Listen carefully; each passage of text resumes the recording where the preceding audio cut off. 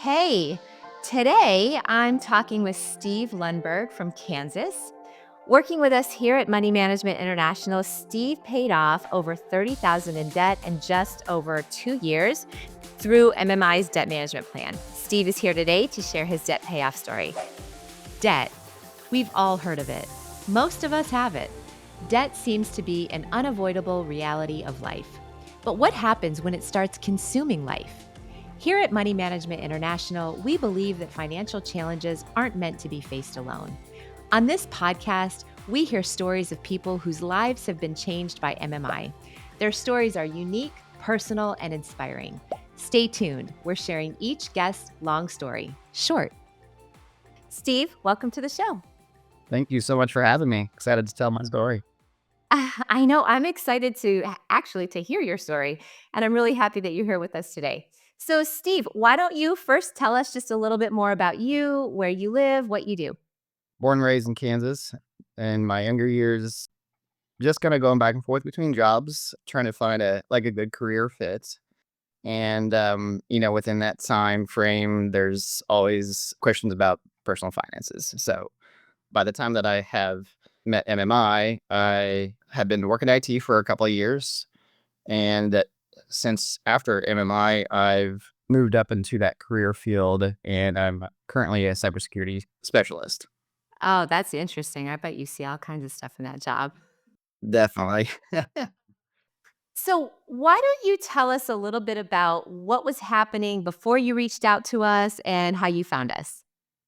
Absolutely. So this would be around, kind of the pandemic time whenever things started getting pretty crazy. But at the same time, I was in a spot where I really wanted to start moving forward with some things in my life, homeownership. Yeah. That was one thing that I wanted to, finally step into, especially being a millennial. How sometimes it's always difficult to get into that. So being single at that time as well, and especially not really jumping into a big career until a little bit later as well. It was, something that I felt, hey, yeah, I got this. Let's go ahead and finally get into a home, even when like the world's kind of on fire. So I wound up getting a small home, and but I had a bunch of open lines of credit, and I'm like, oh yeah, this seems great. Let's go ahead and start doing some of the renovations, or some of the things that we needed on the house to make it just a little bit more livable. Sure. So at that time, it was pretty easy, being able to rack that up very quickly. Yeah. Just like having to like scrape paint off the house because it was sled based. That's an expensive Mm. project. Being able to do like some of the knickknacks, furnish it, some in there. That was all nice and dandy. And there was some time where I had to wait some time before some of the furniture would come in, and then all of a sudden my HVAC goes out. Uh, Whole system was pretty much 30 years old, so I knew I was going to replace it, but it was definitely an immediate like, oh man, hey, now here I'm at a place where I have to use up all my available credit. yes. So life stuff, but then just regular expenses. And like you said, particularly when the pandemic started, and still just those regular expenses are so high. They never came down. Yeah, right. And so I think a lot of people find themselves in a similar situation, which is another reason I was so excited to talk to you today. So, how did working with the debt counselors here at MMI help you see a path forward out of that debt? Knowing that this is the largest amount of debt that I've ever taken on, my anxiety was off the roof. It was crazy. When I was able to get in touch with MMI, I'd already looked at a couple other like options of trying to tackle like understanding. Okay, well, how can I manage this without taking forever? Taking what I would think is 20 years to get out of this by paying minimum payments Right. on all this, and basically living this life of no flexibility. Right. There's a lot of options about like doing debt consolidation, and they would just say, "Hey, you get to stop paying on all of it." but then, your credit's gonna take big, big hits. You won't be able to do anything that looks terrible on your credit, but we're gonna get pennies on the dollar for negotiating with these creditors. And I'm like, Yeah. well, that's I really can't do a lump sum as well. Right. I'm Right. okay, but the interest rates on all these credit stuff is so high. We're talking between 16 and 25% on interest rate just on credit cards on those loans. So talking with MMI, finally get into there, like calm and ease my fears because I'm, tech guy, I'm a numbers guy. I want to see all those spelled out. And it made so much more sense that they are able to grab all those interest rates, work with the creditors individually, and get those interest rates down to such a much better level. We're talking 10% and below. So Ah, nothing was higher than that. okay. So bundled all that debt, sort of lowered the interest rates, gave you a convenient monthly payment, and let you get out of debt in that 2-year time frame, which is amazing. And not having to have to reach out to each of the creditors for a payment as well. I could pay just you guys. It's one thing in the back of my head, not 12. Good. I'm glad that you said, "Oh, this was sort of the highest amount of debt that I'd ever had, and it caused a lot of anxiety." I think that again, a lot of people feel that way, but we don't talk about it. We'll talk about that in just a minute, but I'm glad that you mentioned it. But before we do that, I just wanted to ask, what was the credit counseling experience with MMI like, and what would you say was the most important thing that you learned throughout the process? Yeah, so they gave me some good study material to go through to understand a little bit more about how creditors work, but then also how I can actually put that back into control. So they did provide me a breakdown of your kind of your four walls, right? It's a budgeting method to say, okay, here's what you really actually need to spend money on to survive.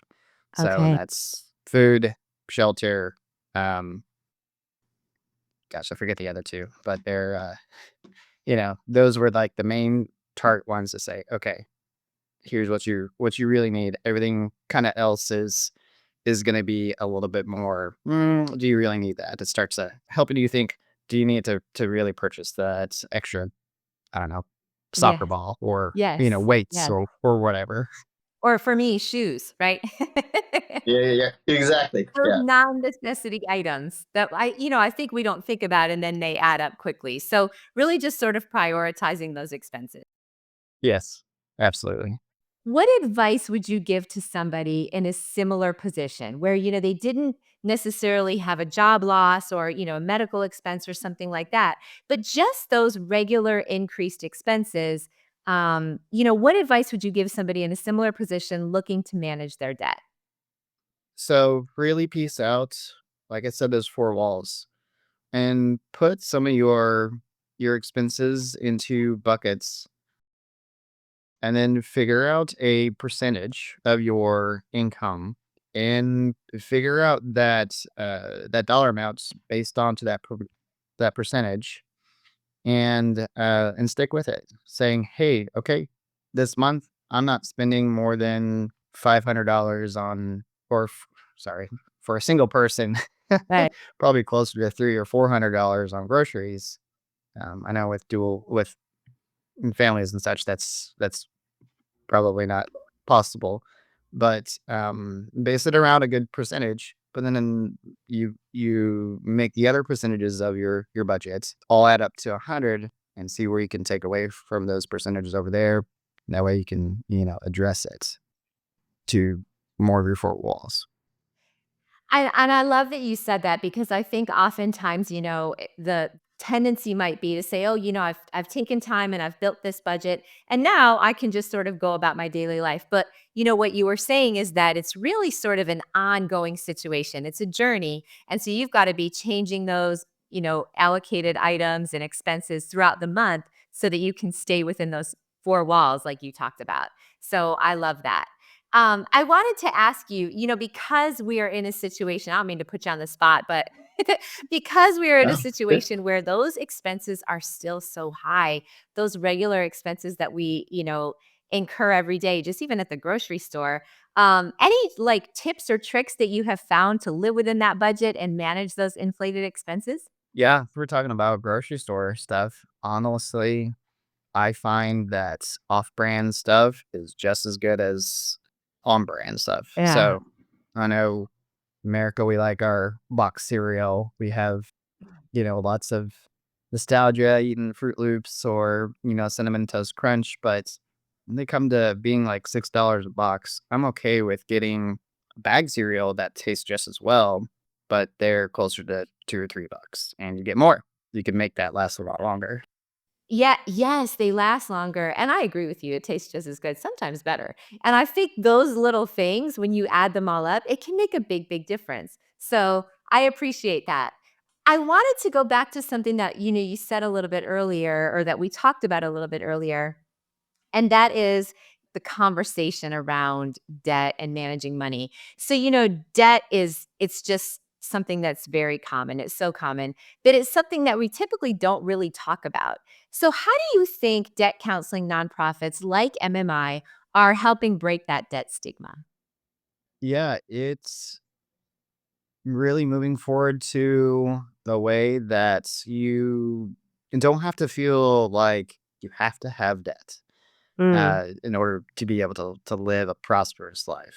So, we can always make choices about keeping some credit cards around, but there are, I would say, the type of education that MMI has been able to provide out to the world was making us smarter as a country. We don't get personal financing through high school. We don't have those classes. We don't have any of that stuff. It's getting better. right. I know that there's good programs out there that they're starting to require it in high school and even beforehand. But we've got a lot of makeup time for that past of getting this education and out there. So the way that MMI and in companies like MMI are able to educate the rest of the populace on just, hey, what's a dollar? What's it worth? Where Uh, should that actually go towards within your budget?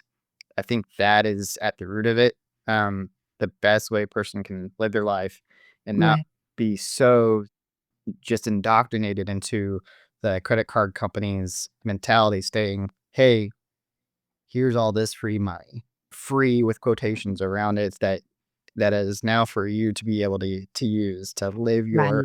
your American dream. But from that front door in, what you don't know is that is the contract. They don't really care too much about your anxiety once it gets high. It is all just about how much money over the longest period of time can we make off of you, the Mhm. contractor. So conversation, I think you're right. Conversation and just talking about it as early as we possibly can. And so I just appreciate so much you sharing that story and starting to further that conversation. So last question, and it's the most fun question.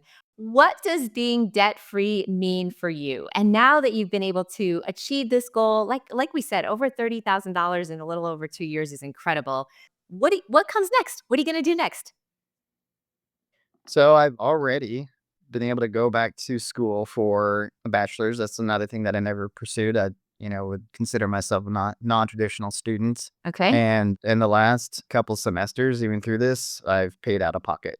So I'm on my final semester, and just knowing that you can pursue education in that way, and then being able to build up and see like, hey, now I can actually budget, and that I've got all my four walls in a tight knit bucket that I know that I'm going to be able to survive. I Mm. can start finishing up, that dream that get my bachelor's, but then I can also start saying, oh, hey, here's how I can actually whittle my way into a better house, Ugh. into a little bit better of a car, or a little bit better of vacations, things like that. Like, go and be able to explore versus not being able to think that I'm going to go do all this stuff now, but man, I'm going to regret it later. Yes. That type of freedom is huge. So it's really achieving that American dream that you talked about without the guilt or stigma of debt attached to it, right? Absolutely. Amazing. Well, Steve, I appreciate so much you being here again today. Thank you so much for sharing your story and your insights and your savings tips. I appreciate it. Absolutely. Thanks so much for having me, Tara. You're welcome. Thanks for listening to this episode of Long Story Short, brought to you by Money Management International. To learn more about our work and how we're helping people in all walks of life repay debt, balance their budget, and find lasting financial peace of mind, visit moneymanagement.org.